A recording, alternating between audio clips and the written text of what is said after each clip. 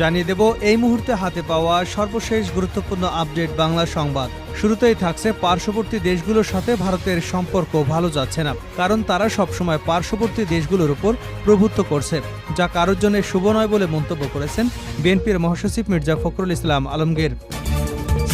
এবারে জানাবো, বাংলার মানুষ শেখ হাসিনাকে বিতাড়িত করে ভারতকে উচিত জবাব দিয়েছে। বাংলাদেশ খেলাফত মজলিসের মহাসচিব মাওলানা মামুনুল হক বলেন, গত 15 বছর ধরে ভারত বাংলাদেশের অধিকার নিয়ে ছিনিমিনি খেলেছে। তাদের স্বার্থ হাসিল করবার জন্য 18 কোটি মানুষের স্বার্থের কথা তারা চিন্তা করেনি। তাই বাংলার মানুষ শেখ হাসিনাকে বিতাড়িত করে ভারতকে উচিত জবাব দিয়েছে। জানাবো, দুর্নীতি বন্ধ হলে বেশিরভাগ সমস্যার সমাধান হয়ে যাবে। ঘুষ দুর্নীতি বন্ধের মাধ্যমে কারাগারের বেশিরভাগ সমস্যার সমাধান সম্ভব বলে জানিয়েছেন স্বরাষ্ট্র উপদেষ্টা মোহাম্মদ জাহাঙ্গীর আলম চৌধুরী। এদিকে বেগমপাড়ায় জড়ো হচ্ছেন টাকা লুটপাটকারী সাহেবেরা। কানাডার প্রধান নগরী টরন্টো বেগমপাড়া সাধারণত বাংলাদেশি জনগণের কাছে ব্যাপক পরিচিতি পেয়েছে বাংলাদেশ থেকে বিদেশে অবৈধভাবে পাচার করা অর্থে গড়ে তোলা প্রাসাদসম বাড়ির একটি পাড়া হিসেবে। বাংলাদেশের অসংখ্য রাজনীতিবিদ, সুবিধাবাদী আমলা, ক্ষমতার শীর্ষ মহলের ঘনিষ্ঠ ব্যবসায়ীরা হাজার হাজার কোটি টাকা লোপাট করে এখন লাপাত্তা। নানা অনিয়মের মাধ্যমে দেশের সাধারণ মানুষের টাকা লুটপাট করে বিলাসী জীবনযাপন করছেন কানাডার বেগমপাড়া সহ দুবাই, মালয়েশিয়া, সিঙ্গাপুরে। এবারে থাকছে ষড়যন্ত্র এখনও অব্যাহত রয়েছে, আন্দোলন এখনও চলবে মন্তব্য করেছেন বিএনপির ভারপ্রাপ্ত চেয়ারম্যান তারেক রহমান।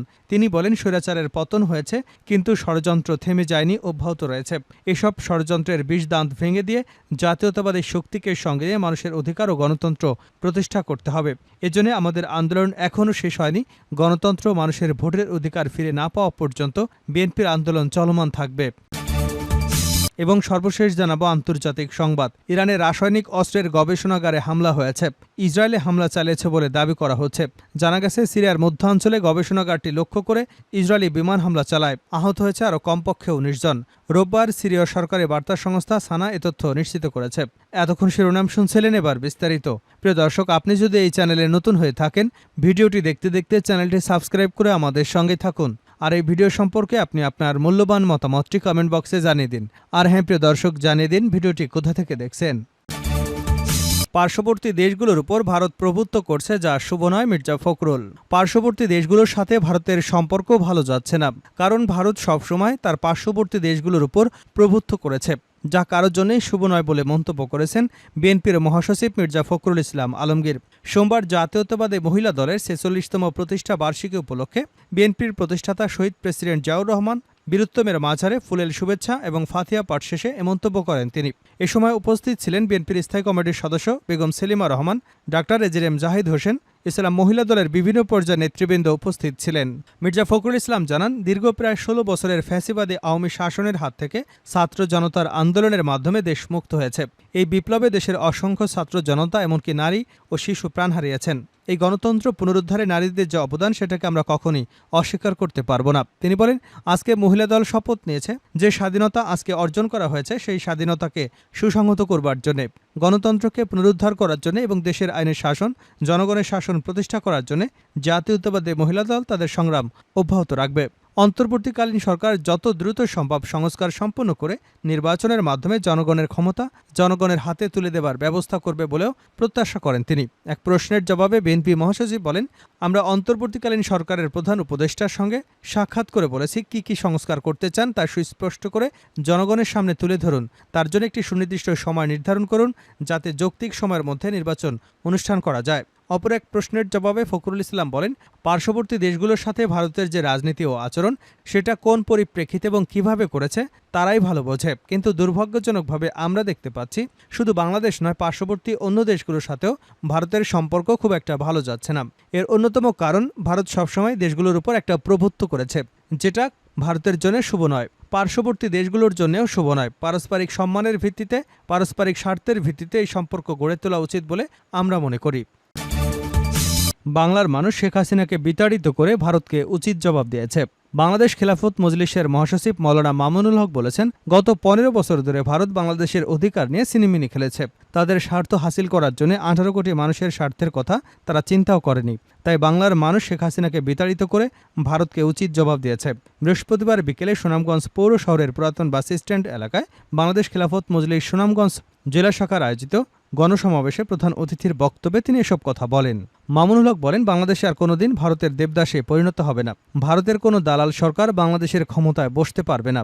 ভারত আমাদের প্রতিবেশী বন্ধু, বন্ধুর মতো থাকবে। আবারও যদি বাংলাদেশের অভ্যন্তরীণ বিষয়ে ভারত নাক গলাতে আসে, তাহলে তাদের সমুচিত জবাব দেওয়া হবে। ক্ষমতাচ্যুত প্রধানমন্ত্রী শেখ হাসিনার সমালোচনা করে তিনি বলেন, শেখ হাসিনা বাংলাদেশকে ভারতের অঙ্গরাজ্য বানানোর চেষ্টা করেছিলেন।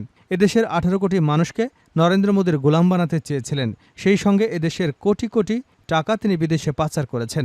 বর্তমানেও শেখ হাসিনা 5 আগস্ট গণঅভ্যুত্থানকে ব্যর্থ করে দিতে ভারতে বসে একের পর এক ষড়যন্ত্র করে যাচ্ছেন। আমাদের সবাইকে সজাগ থাকতে হবে ষড়যন্ত্রকারীদের বিরুদ্ধে। দুর্নীতি বন্ধ হলে দেশের বেশিরভাগ সমস্যার সমাধান হয়ে যাবে, স্বরাষ্ট্র উপদেষ্টা। ঘুষ দুর্নীতি বন্ধের মাধ্যমে কারাগারের বেশিরভাগ সমস্যার সমাধান হবে বলে জানিয়েছেন স্বরাষ্ট্র উপদেষ্টা মোহাম্মদ জাহাঙ্গীর আলম চৌধুরী।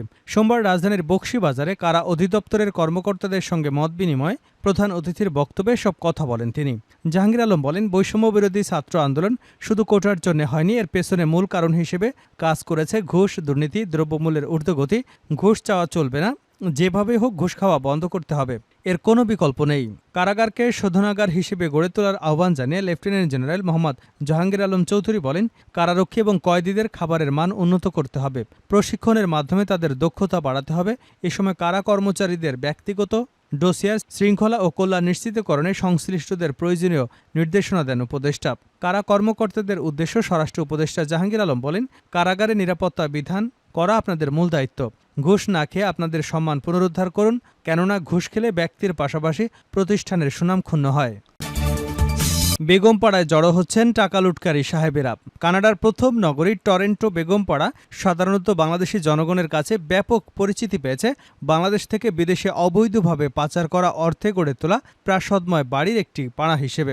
অনেকেই শুনে অবাক হবেন, বেগমপাড়া বলে কোনো নির্দিষ্ট স্থান টরন্টো বা তার আশেপাশের শহরগুলোর কোথাও নেই। এই বেগমপাড়া শব্দটি একজন ভারতীয় প্রামাণ্যচিত্র নির্মাতার একটি চলচ্চিত্র বেগমপুরা থেকে নেওয়া হয়েছে এবং তাদের প্রেক্ষাপটও ভিন্ন। কিন্তু বাংলাদেশের অসংখ্য রাজনীতিবিদ, সুবিধাবাদী আমলা, ক্ষমতার শীর্ষ মহলে ঘনিষ্ঠ ব্যবসায়ীরা হাজার হাজার কোটি টাকা লুটপাট করে এখন লাপাত্তা। নানা অনিয়মের মাধ্যমে দেশের সাধারণ মানুষের টাকা লুট করে বিলাসী জীবনযাপন করছেন কানাডার বেগমপাড়া সহ দুবাই, মালয়েশিয়া ও সিঙ্গাপুরে। আর এসব টাকা লুটপাট করে বউ বাচ্চাদের বেগমপাড়া কিংবা সেকেন্ড হোমে বিলাসী জীবনযাপনের জন্য পাঠাতেন। বেগমপাড়া হয়ে উঠেছে বাংলাদেশি ধনাঢ্য ব্যক্তিদের বিদেশে অবৈধ স্বর্গ বানানোর প্রতীক। বেগমপাড়ার বেগম সাহেবাদের জন্য কারো কোনো সমবেদনা জাগে না, কারণ তারা স্বেচ্ছায় এই সিদ্ধান্ত নিয়েছেন অর্থ পাচারের সক্রিয় সহযোগী হিসেবে। এদিকে গত 5 আগস্ট বৈষম্য বিরোধী ছাত্র আন্দোলনে আওয়ামী সরকারের পতনের পর এখন বেগমদের সঙ্গে যোগ দিয়েছেন বলেও জানা গেছে। অন্তর্বর্তী সরকার ক্ষমতায় আসার পর রীতিমতো কানাডার বেগমপাড়া কিংবা সেকেন্ড হোমে দেশ থেকে পালিয়ে যাওয়া রাজনীতিবিদ, আমলা আর ব্যবসায়ীর ভিড় বেড়েছে। বিভিন্ন সূত্র থেকে খোঁজ নিয়ে জানা গেছে, মামলা, জেল, জরিমানা আর শাস্তির ভয়ে তারা বিভিন্ন উপায়ে ওইসব উন্নত দেশে পাড়ি জমাচ্ছেন। তবে সরকার এদের পাচার করা টাকা ফিরিয়ে আনতে কঠোর ব্যবস্থা নিয়েছে। প্রধান উপদেষ্টা ও অর্থ উপদেষ্টা এর মধ্যে অন্তত পাচারের 1 লাখ কোটি টাকা ফেরাতে টাস্কফোর্স গঠন প্রক্রিয়া চূড়ান্ত করেছে। খুব শীঘ্রই দৃশ্যমান হবে অর্থ উদ্ধার প্রক্রিয়া। এ নিয়ে জাতীয় দৈনিক কালের কণ্ঠ বেগমপাড়ায় ছুটছেন সাহেবেরা শিরোনামে একটি প্রতিবেদন প্রকাশিত হয়েছে। শেষ করছে আন্তর্জাতিক সংবাদ দিয়ে। ইরানের রাসায়নিক অস্ত্রের গবেষণাগারে হামলা। ইরানের রাসায়নিক অস্ত্রের গবেষণাগারে হামলা চালানো হয়েছে। ইসরায়েলে হামলা চালিয়েছে বলে দাবি করা হচ্ছে। জানা গেছে, সিরিয়ার মধ্যাঞ্চলে গবেষণাগারটি লক্ষ্য করে ইসরায়েলি বিমান হামলা চালায়। এতে অন্তত 5 জন নিহত হয়েছেন, আহত হয়েছে অন্তত কমপক্ষে 19 জন। রোববার সিরিয়ার সরকারি বার্তা সংস্থা সানা এ তথ্য নিশ্চিত করেছে। সানা জানিয়েছে, ওই বিমান হামলায় একাধিক বেসামরিকের মৃত্যু হয়েছে। লন্ডন ভিত্তিক সংবাদ মাধ্যম ইরান ইন্টারন্যাশনাল দাবি করেছে, সিরিয়ার মাসাইফে এই হামলায় কয়েকটি সায়েন্টিফিক রিসার্চ স্টাডিজ সেন্টারে হামলা চালানো হয়েছে। ওই গবেষণাগারে ইরান এবং তার মিত্ররা রাসায়নিক অস্ত্র তৈরি করে বলে ধারণা করা হয়। মাসাইফের ওই গবেষণাগারে প্রক্সিদের জন্য অত্যাধুনিক মিসাইল এবং অস্ত্র বানায় ইরান। 2022 সালে গবেষণাগারটিতে হামলা চালিয়েছিল ইসরায়েল। তৎকালীন ইসরায়েলের প্রতিরক্ষা মন্ত্রী বেনি গ্যান্টস হামলার দায় স্বীকার করে রাসায়নিক অস্ত্রের অভিযোগটি সামনে আনেন। ইসরায়েল আবারও গবেষণাগারটিকে হুমকি মনে করছে। এজন্য রোববার ফের পদক্ষেপ নিল তারা। আঞ্চলিক দুটি গোয়েন্দা সংস্থা রয়টার্সকে জানিয়েছে, মাসিয়াফের কাছে 2টি গুরুত্বপূর্ণ সামরিক গবেষণা সেন্টার, সেখানে রাসায়নিক অস্ত্র উৎপাদন করা হয়। সেখানে বেশ কয়েকবার হামলা চালানো হয়েছে। ধারণা করা হয় সেখানে বসেই অস্ত্র উৎপাদন করেন একদল ইরানি সামরিক বিশেষজ্ঞ।